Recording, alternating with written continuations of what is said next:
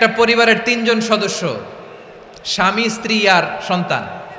তাদের সকালবেলার ব্রেকফাস্টে স্বামীর, সকালের নাস্তায় স্বামীর 3টা রুটি লাগে, স্ত্রীর 2টা লাগে, আর সন্তানের 1টা রুটি লাগে।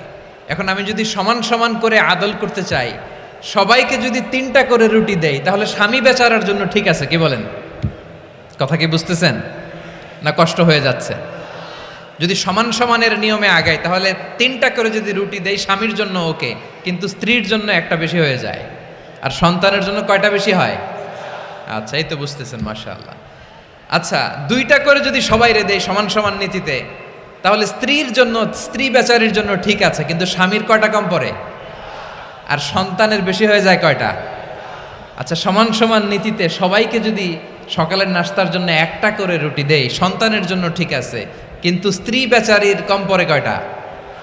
স্বামীর কম পড়ে কয়টা? 2টা। কথা কি বুঝতেছেন? আর আমি যদি স্বামীকে দেই 3টা, স্ত্রীকে দেই 2টা, আর সন্তানকে দেই 1টা, তাহলে কারো অপচয় হবে না, যার যতটুকু দরকার ঠিক ততটুকুই কাজে লাগবে। চিল্লায় বলেন ঠিক কিনা? এটাই হচ্ছে ইসলামের আদল, যেখানে যার যতটুকু দরকার তাকে সেখানে ঠিক ততটুকু দিয়ে দেওয়ার নামই হচ্ছে আদল। চিল্লায় পড়েন আল্লাহু আকবার।